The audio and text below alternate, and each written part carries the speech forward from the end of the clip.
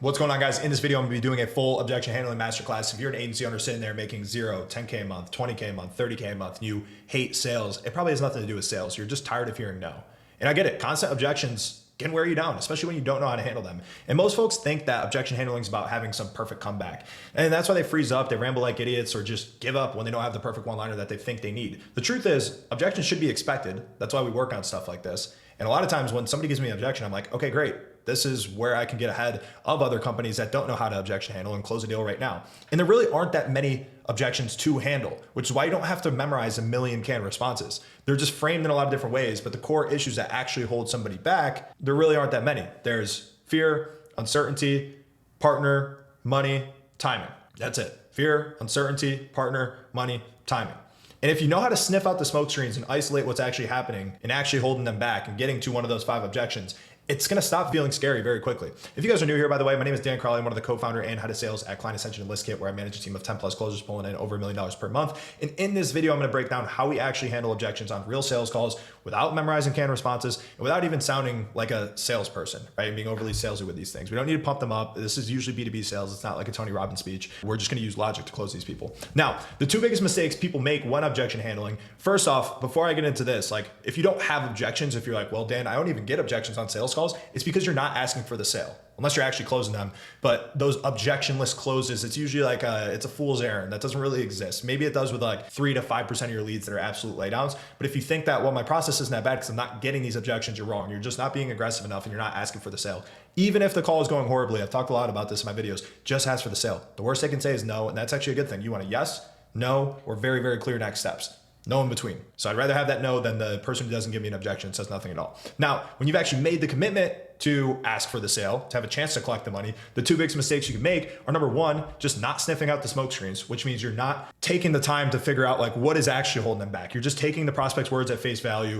In other words, you're responding to what the prospect is saying instead of why they're actually saying it. And the second is not isolating an objection, which leads to conversations where you're trying to solve 5 problems at once and you end up solving none of them, right? So first we need to isolate that this actually is an issue, and then we need to take down the issues one by one. So once you actually isolate the real objection, a lot of time you don't need some genius response or clever rebuttal to close a deal. You usually just need to give the prospect the right information and enough confidence to move forward. Once you've successfully isolated that, like that's the easy part, right? If I give them confidence and clarity, they can move forward. The problem is that objections can be framed in so many different ways, like I said, which is why I like to teach people about this from first principles as opposed to just giving you the words to say. Because once again, if somebody gives you a money objection in the form of like, I need to make more money versus I need to have this client pay his invoice first, it's framed 2 different ways. The same talk track's not gonna make sense. But in reality, most objections are just different versions of the same underlying issues. So I know that if I understand how to attack this and if I have a framework that works for all of these, which I'm about to show you, cool, I could see. And if you can't recognize how these patterns just come up, and you're gonna be able to see there's very similar patterns to how I handle each of these objections, then every objection is gonna feel brand new, and that's gonna be a problem. When you do recognize it, objection handling is gonna become much more mechanical and a lot less nerve-wracking for you. So the objection handling method I like to use, I've called it the XYZ aside method. So this is just isolating what the actual issue is. And the XYZ aside method is what keeps you from getting stuck when you're just too often addressing smoke screens on a call. In simple terms, the entire point of this method is to make sure that the prospects actually believes this will work for them. Because if they don't believe that your service is gonna fix their issue, if your lead generation service is actually gonna get them leads, your content service is actually going to get them more viewers, then nothing matters. No matter what they tell you about going on Christmas break or needing to do this or needing to do that, if they're not confident this is gonna work, they're not gonna do it. And remember, especially if you're in B2B sales, people are not there for fun or curiosity, like they value their time. They're there to make more money. If they don't believe your service will make them more money, they're just simply not going to do that. So when they're telling us some other random shit that doesn't relate to that, we need to get to the truth. So once you've confirmed that they believe that this actually can work, then objection handling is going to be really easy because I obviously just need to figure out what's holding them back. And it's going to be one of those logistical issues that I mentioned: uncertainty, fear, timing, partner, money. Now, if they do have multiple objections, do not try to address them all at once. At this point in the call, you need to slow down in order to speed up. So what I mean by slowing down to speed up is, yeah, it may take you longer because you're piecing these out as opposed to trying to address them all at once. But by doing that, I can actually close them on the call, as opposed to this taking weeks for me to close them via follow-up or not at all. So that's why I call it just slow down. Hold up, man. I noticed you said this specifically, and just address that thing. Now, the XYZ aside method is going to force you to pause, step back, and just check their belief before continuing. If somebody, when I say, hey, real quick, before we get into that, do you believe that this can actually help you accomplish that goal of blank? And they say no, and they're like, actually, I don't think this will work because of X.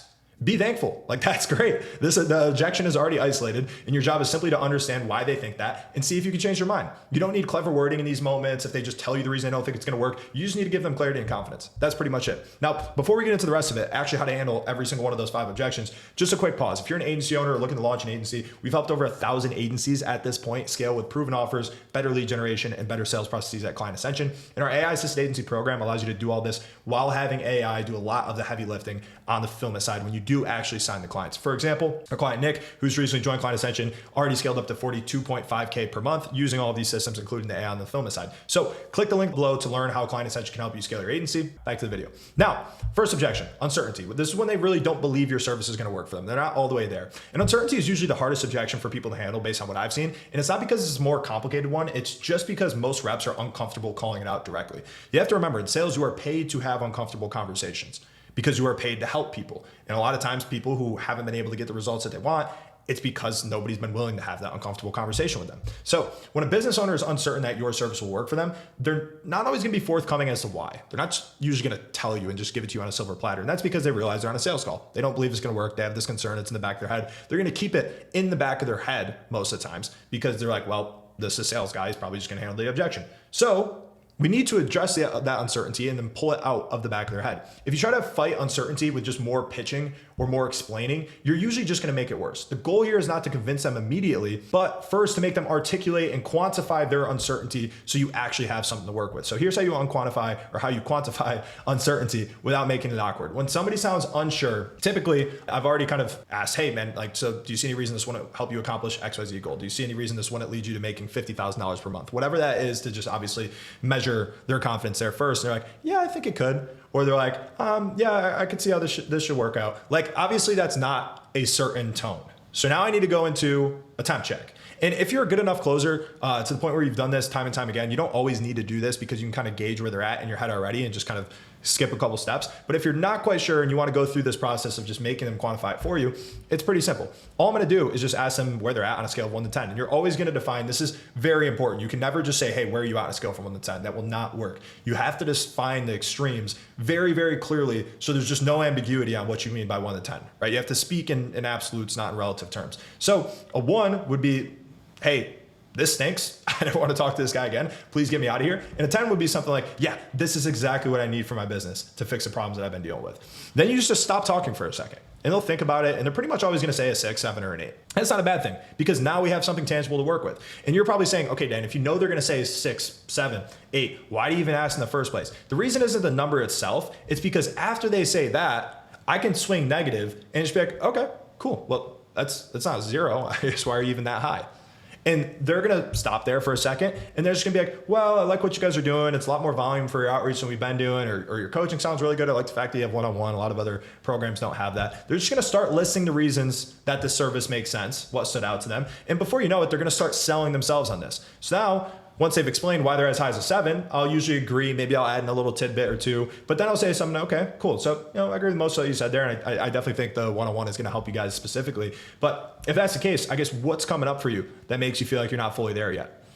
And that, because we've actually talked through what they're feeling, we talked about the reasons that they should do this, the reason why they're not a 0, but then we ultimately were able to address and latch on to, hey, what's keeping you from being a 10 then? That's when they're usually going to give you that one specific concern that you can actually address. Now, the concern is the actual objection. And once you get that, that's what you're going to handle. At this point, like I said, going back up top, you just need to give them that clarity and that confidence to actually see if you can get them off of that sticking point. Now, going into the next one, fear. So this is usually when it makes sense logically to somebody, but they still hesitate. They're still having trouble moving forward. And fear usually shows up when you've already handled what looks like the main objection and everything still seems to make sense, but for whatever reason, they're just still not willing to join, right? And what's happening here, it's usually not confusion. It's just like gut feeling, people who don't like to make decisions quickly. It's just like some version of emotional hesitation. So most people are never going to be like, hey, I'm scared to do this, especially when you're selling B2B. Like, business owners just don't operate that way. Instead, you'll notice they just struggle to articulate why they can't move forward. So it usually like manifests when you're already handling it of their objection. You're like, yeah, I mean, dude, it does look good. It's just, I don't know, man. I gotta think on it. I gotta pray on it. I gotta do this. I gotta do that, right? They're just giving you random delays. Once again, you're not going to get to this point if you don't ask for the sale, if you're not already doing the objection handling up top. And when fear is just very clearly the only thing that it could possibly be, because you've almost eliminated the other options, Usually I want to use permission-based sales because it's like, okay, the logical questions I've asked just aren't connecting the dots in their head to the point where they're comfortable moving forward. Obviously, this person is just uncomfortable making quick decisions. So when I use permission-based sales in this context, I'm usually just saying something like, hey, do you mind if I ask an awkward question? And almost everybody's going to say yes because it feels respectful and non-threatening. And they're also going to be relieved in a second because the question I ask isn't really that awkward. And it's just going to lower that sales resistance because they're like, yeah, okay, go ahead. They've kind of taken a break of like running their wheels because the person's like, what is this guy doing? Like, can I ask an awkward question? Okay, cool. We'll see what comes next. Usually I'm just going to say, is it just that you don't want to make a rush decision and have this not work? And just this all blows up in your face. You guys are out $3,000. Most of the time they're going to agree. Like, yeah, that's it. I mean, I made rush decisions in the past. And at that point you want to empathize with their concern instead of fighting it. And I'll also make it clear that I'm not trying to force them to make a decision today if they're genuinely unsure. But then after validating or empathizing, the next step is just to reframe what making a decision actually means. Making a decision quickly when logically all the boxes are checked isn't a bad thing. It's not a weakness. It's a strength. And most successful business owners are going to make decisions this way. So the real risk is staying stuck in the same situation because they're carrying the same decision-making logic with them going forward, because that's led them to this point here where they're having all these issues that you're trying to address. So once again, if I do that, it seems like it's fear. I've kind of checked all the objections that I can. It seems like, yeah, they're certain it's going to work, but they're still hesitant. I'll just say, hey, like, you mind if I ask an awkward question? Is it just like you don't want to make a rush decision here? You want to make sure you're kind of like doing your due diligence and you don't want to spend $5K then just have this blow up in your face? Cool. Yeah, man, I get that. I don't like to make rush decisions either. That said, when all of the boxes are checked logically, I don't think making decisions quickly is a bad thing. I actually think that's a strength. And that's basically what we've seen with our best clients is they do a lot of due diligence, a lot of question asking up front, but when they join, they're ready to go. So just tabling the decision itself for a second, does this logically check all the boxes for you? And you guys are just, trust me, it works wonder. Because once again, if you're doing B2B, like you can't go straight into questioning their identity. It's like you have to kind of have a bit of a softer, longer, more empathetic talk track to get to this point. But when you put it this way, you're right back in the sale. You just took that person who's like, I need to pray on it, I need to sleep on it, and you're right back in the sale if you ask, hey, so just tabling the decision for a second, does this logically check all the boxes for you?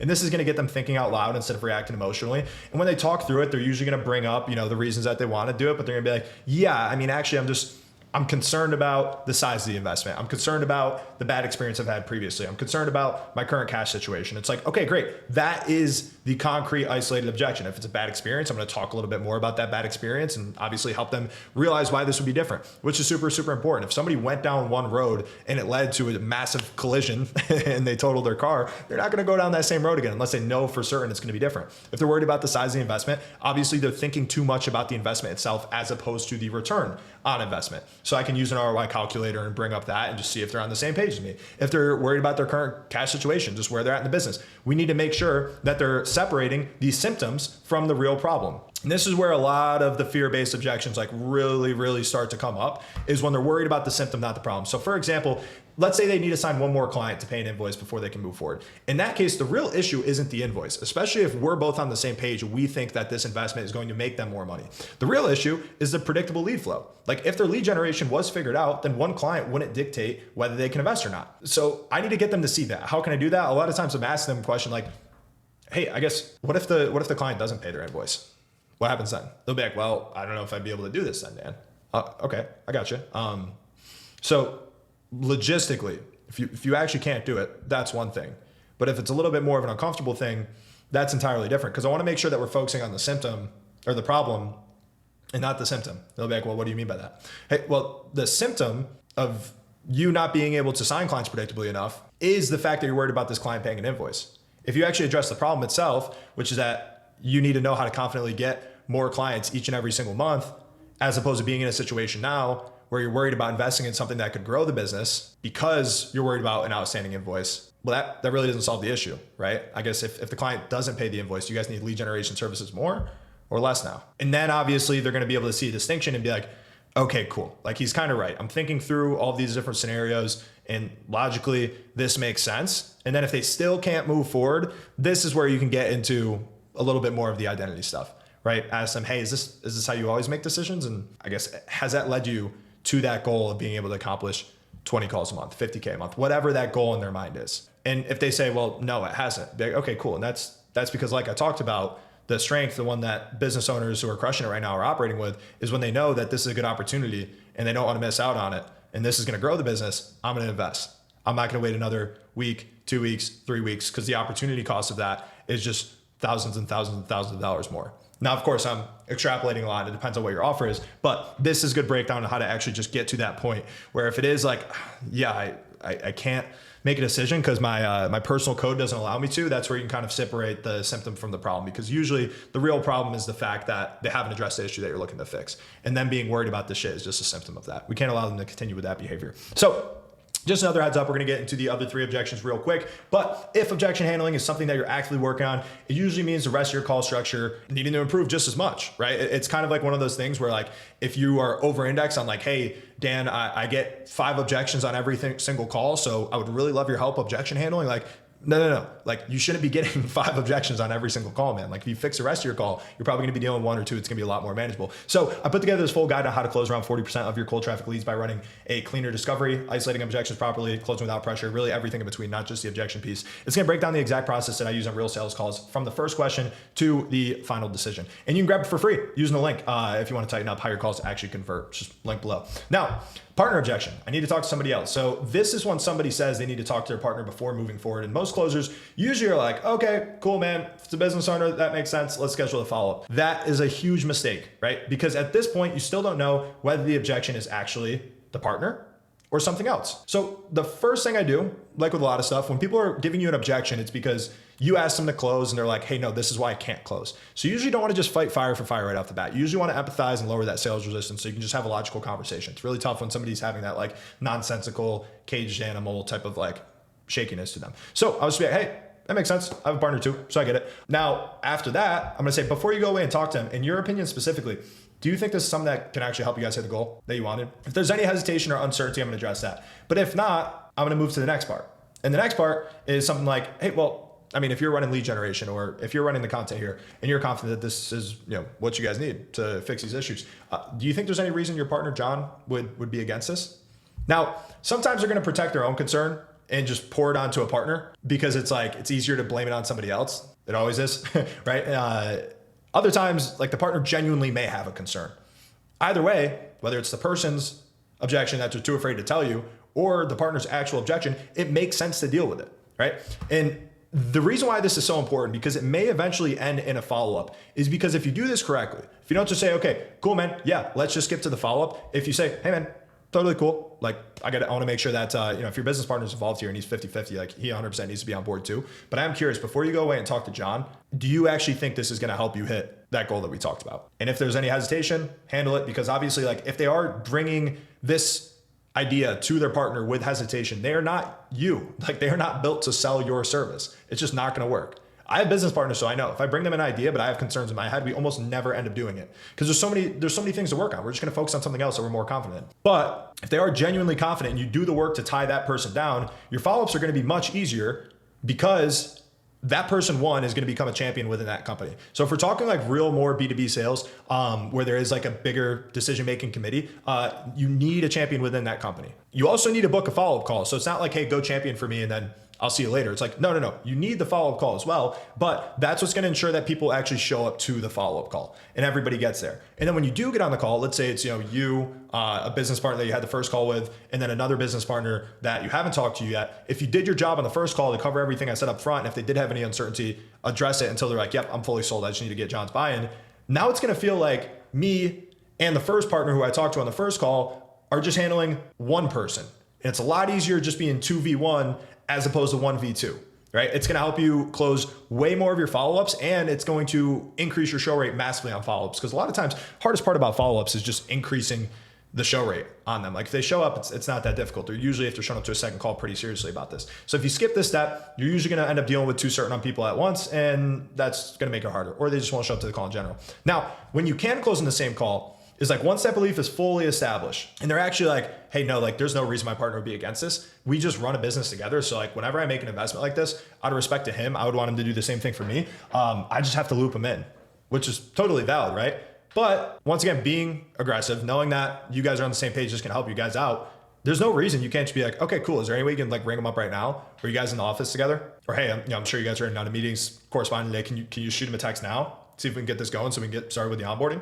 And that's only going to work if you don't take the easy way out, like I mentioned earlier, which is, skipping all of this and just setting a follow-up call. But you'd be surprised. I've closed a lot of people where there is like a very clear partner objection, but I do all of the work up until the point where it's like, no, man, I'm sold. I honestly just need to let him know. And I'm asking him like, hey, well, is there any reason to be against it if you're this sold on it? He's like, well, no, I kind of just need to let him know that there's finances. Okay, cool, dude. You mind just giving him a ring real quick? I'll just go grab some water. Like give him a break, give him a second to just call their partner up. Be like, hey, dude, we're doing this thing. We're like, okay, great. Money objection. I can't afford this. Oftentimes, it's not really the money, but sometimes it is. So how can you actually isolate that objection and handle it? Now, if somebody truly believes something will work and get them to their goal, they're usually going to find a way to make this happen. If I was to say, hey, you watching right now, are you in the market to buy a Ferrari? You'd probably be like, no, Dan, I can't afford a Ferrari, which isn't a big deal. Like 99% of people can't. But if I was to say, hey, I could sell you a Ferrari right now for $30,000. Even if you're not in the market to spend $30,000 on something, you're going to find the $30,000. You're going to ask grandma, you're going to fucking open up a credit card. You're going to figure out a way to get the $30,000 because you believe that it will work because I can just buy that for 30 and then just resell it for 200 right off the bat, right? If they don't believe it's going to work though, they're not going to spend $10 on it, let alone 10,000, 100,000. So you have to first separate the money from the belief. So when somebody says, I can't afford this, I'm usually like, hey, totally fair, man. I mean, if this is something you actually can't do financially, we don't want to put anybody in a bad situation like that. But putting money aside for a second, like, do you actually think this is something that could realistically help you hit the goal that we talked about? And honestly, guys, I feel like the money objection, when somebody's putting it here, I almost always have the highest hit rate on this one. We're like, yeah, dude, no, dude, I definitely do. I need to do this thing first, or we need to be able to do that. Okay. Once I have this though, now I'm like, okay, great. The belief is there. If it's not, once again, go back, handle the uncertainty. But if the belief is there, I'm saying, hey, well, dude, I think we're both on the same page then. If you are actually confident that this is going to be the thing that can finally help you guys fix that problem you've been dealing with for a year, do you mind just having like an open, honest conversation about your finances? Now, you also almost always get a very high hit rate on like, yeah, man, sure, go ahead. And that's where I'm going to talk them through options. I'm going to talk them through payment plans. I'm going to talk them through whatever to see if we have something that can make this work. And a lot of you guys are like, well, they just didn't have the $10,000 or they didn't have the $5,000. You have to realize that if this is going to help them, if this is going to be an ROI positive investment, so you're doing this ethically. Most business owners, they have more access to capital than you'd think, especially if they're in the United States, right? So this might be through savings, credit, payment plans, reallocating the money that they're spending elsewhere. When they do have like some capital that they could spend, like the only way to kind of like dive deep enough into this is to open wallet the prospect, which is like a pretty common term in sales. Like, okay, cool, dude. So like right now in the business account, how much do you guys currently have? Oh, we have this. Okay, cool. Like what are the current expenses? All right, got it. So like, is your mindset like, hey, I want to keep a couple months runway in the bank account for expenses? Yeah. Okay. Totally reasonable, dude. So it sounds like you have this much left over. What else is holding you back from deploying this into a solution that you guys think is going to allow you to grow the business? Like, is it money's going other way? Yeah, I have this employee, I have that employee. Okay, cool. We're talking through all these available options. We're getting into the nitty gritty. We've already established that they believe this. So we're on the same team now trying to find a plan that works. They shouldn't feel like we're probing too much. And this is why it's important that the belief has to come before the logistics. But if we're going through all of that, yeah, if they can reroute funds from one thing they're doing that hasn't been working for them for a year, like they're spending $1,500 with this company every single month for SEO and they get 0 leads through SEO, am I doing them a service or a disservice by allowing them to just keep doing that because of some weird sunk cost fallacy? I'm doing them a disservice, right? So you need to reframe the investment, right? It's like you need to make sure that they're actually looking at what they have on hand, looking at what they have access to, and looking at what the outcome could be. And if all of that doesn't work, the only other card that you have to play, if they're still having too much trouble parting with the money, is just looking and helping them look at the cost of doing nothing. Because staying stuck often is going to be way more expensive than taking action. And if they believe that, you'll be amazed. They'll be able to find the money in random places, like right under the pillow, like, oh yeah, I got 5K, let's do it. If their current strategy isn't producing results, continuing to fund it doesn't make it work. Or like it's not going to work for them. Helping them see the opportunity cost and just like looking at, okay, how much costs if I do nothing, I don't fix this problem. That's when they're going to think about the investment in a much more favorable light for you. So last one here, the timing objection. So, hey, Dan, this all looks good. Just now is not the right time for us. When someone says the timing isn't right, this one is very, very commonly a smokescreen. And that sounds reasonable on the surface, but usually it's just them wanting to delay a decision. It's not that they actually can't do this now. They just don't want to decide on it now, which is fine. Like we all do it. A lot of times when I'll take demos or hop on a sales call, usually if I'm like convicted on something coming in, I'm a very easy close. But if not, like, yeah, I just like, oh, cool, dude, I'll circle back in a couple weeks. And you'd be amazed at how many companies will just be like, okay, Dan, looking forward to hearing back from you in a couple weeks. You want me to reach over email? I'm like, yeah, sure. I'm like, holy shit, this is horrible. I would yell at my people if they did this, right? The mistake most closers make is just taking the timing excuse and setting the follow-up. Instead, you just want to calmly test whether timing is actually the problem or just smoke screen. So how do we do that? I'll say something like, dude, totally fair. But timing ahead, let's fast forward a month from now when you think you'll be ready for this. Do you actually believe this is something that can help you hit that goal that we talked about? And it's once again, just confirming it. You'll see why it's XYZ aside, right? It's timing aside, it's money aside, it's fear aside, it's uncertainty. Well, you can't do that with uncertainty, but once you go through the temp check, you can a little bit later on. And if they hesitate or sound unsure, then once again, timing isn't the issue. You're gonna spend all this time working out logistics in a follow-up call, just dealing with a smoke screen. Like you need to go back and isolate that uncertainty, figure out if we can tackle that first. Now, if they confidently say, yeah, like I'm 100% doing this at the 1st of March, first thing I like to do is just compare their timeline to their goals with our timeline. Like what the time to value actually looks like for my service. Let's say I'm selling cold email. And it takes 2 weeks to set up, it takes another 10 days to ramp up to full speed. And I just know handling responses, like it's usually gonna be a month and a half before somebody's getting consistent responses, 2 months before they're getting like a call that could actually close and go through their sales cycle. If they're telling me coming into the call, we're in mid-December right now, I wanna close a deal by the end of January and get this working as an acquisition channel, then if they say they wanna start in January as opposed to now, it just doesn't line up. So I'll basically just remind them of that. And this is why discovery matters so much, because you should already know about the timeline that they care about. Like if somebody says I want to hit a specific goal by a certain date, you're once again, as long as they meant that, you're doing them a disservice by letting them wait. So if you point out the gap saying like, hey, earlier you mentioned you wanted to achieve X by Y, and based on how this works, it takes about this much time to get to Y outcome. So making that a real possibility means making a decision literally as soon as you're able to confidently. So I guess on that note, is this something where you still don't have the confidence that you need to move forward on this? And that's where if they don't, I can handle the objection. But if they point out something where it's like, hey, well, yeah, I know I said that, but like still, I feel like I'm just too busy right now. I need to wait. Now we need to call out the incongruence. And you can do that without being pushy. Like if there's a mismatch between what they say and when they want to start, it's your job to call that out. And you can do that respectfully by framing it as confusion, which is just like dummying up a little bit as opposed to confrontation, which is really like nice. Like sometimes in sales, you got to put on your acting hat. Like that's just, it is what it is. So in a situation like that, where they're like, yeah, I know, Dan, I want to hit that goal, but like, we're just super, super busy until the end of the year. So I just don't see me having the bandwidth to do this until January. I'll say, hey, I got you. Just on the timeline front, I might've missed something earlier here, but when you mentioned hitting that goal by the end of January, was that more of just like a would be nice to happen, or I'm going to make this happen? Like I need to be signing deals more consistently type of deadline by the end of January with everything you have going on. If they don't come back in the fold there, then I'm typically swinging negative again. So if they're like, yeah, it's more of like a would be nice. Like I would love to make it happen, but I guess it's just like, I can only do so much. I'm just one person, Dan. Okay. I mean, if that's the case, right? If it's not the end of the world, if like this issue is fixed by then, I guess what happens come, mid-January if this isn't fixed and we're just getting the ball rolling? Like, why not just push it out a couple months further? And then at this point, they'll typically admit the seriousness. Like, well, no, I do want to fix this, but like I said, it's like blah, blah, blah. I just need to, I need to feel like it's the right time and have the bandwidth and have the mental energy. And then I can get a little bit real with them and be like, hey man, I've been doing this a while. It's never going to feel like the right time exactly. So let's look at what the actual time investment looks like. If you actually can't do it, that's fine. We'll happily work with you then. But I just want to make sure that we're not letting this continue, because you mentioned like, hey, we need to be solving this by the end of January. Just based on how this service works, it's not a faucet where you just turn it on and money starts pouring out. Trust me, I'd be a lot richer if it were. So is that cool if we just look at what the actual time investment looks like on your end?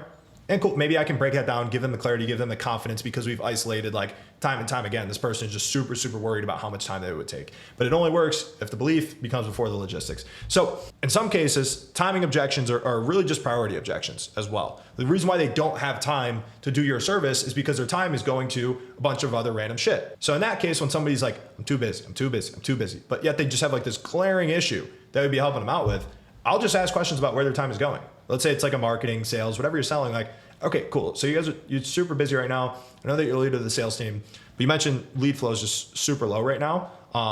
And the close rate's low as well. So I help with lead generation and close rate. I guess like right now, where is your time going in the sales department? I'm doing this, I'm doing that, I'm doing this. Like, and once again, it's my job as somebody who is coming at this from a service-driven mindset, trying to help this person out, to get them to realize that if something isn't working, it's very fair to just ask them if continuing to dedicate time to that makes sense. Hey, I got you, but you mentioned low close rates. You mentioned low lead flow. With what you guys are currently spending your time on in team meetings and outreach, do you think that doing that for another couple weeks as opposed to addressing the issue that's been holding you guys back. Do you feel like that's the right use of your time as the team leader? Maybe they come back in at that point, right? So letting someone stay stuck, doing what doesn't serve them, it's just, that's not what sales is about. It's quite the opposite. Like, we need to be pushy to help them, right? That's the whole point. Being Mr. Nice Guy does not help anybody. So that said, sometimes waiting actually may make sense. And if they truly don't have the resources or the capacity to move forward for valid reasons, then forcing a decision is going to help nobody. And like I said, the goal here, guys, is to not close deals at all costs, but it's to close the right clients who you can actually help now. But if it made sense in discovery, the big takeaway here is if the timeline made sense in discovery, it should always make sense at the end of the call. If you didn't ask about the timeline in discovery, you're shooting yourself in the foot. So that's pretty much everything, guys. Went through timing. We went through money. We went through partner, uncertainty, fear. We got through it all. Big takeaway though, is like once you get to that final point where it is just that one specific thing, it's properly isolated, cool. Like now we just need to give them the clarity, the confidence, understand why they're thinking that, see if we can get them off that. And if you need to, just once again, putting the sales hat a little bit on. Everything I did here is very like calm, neutral tonality, asking questions as opposed to telling them things. But if you kind of get to the point where it's like, okay, I've isolated that one specific thing, let's show them this resource, let's give them that confidence, let's go back into conviction, into selling, like make sure you have that conviction to follow. So that's it for now, guys. Even if you have objection handling down, if you're not doing discovery, your pre-pitch and your pitch correctly, you're either going to be having too many objections to handle at the end of the call or just no ammo to handle the objections at the end of the call at all, which is a big problem. Like I talked about with the timing objection, like you have to first ask about their timeline in discovery to be able to call out those incongruency. And that's why objection handling alone isn't enough, right? You have to have these parts previously. So in my next video, I break down how to structure sales calls for maximum impact so the closes just feel natural instead of forced. You already have that ammo. You can just use your own words to hold them accountable as opposed to having to pull something out of thin air. You'll see the exact framework we use to stay in control of the conversation and guide prospects from the first minute of the call all the way until the end where they're paying our invoice. Links on the screen now. Let's keep winning. Peace.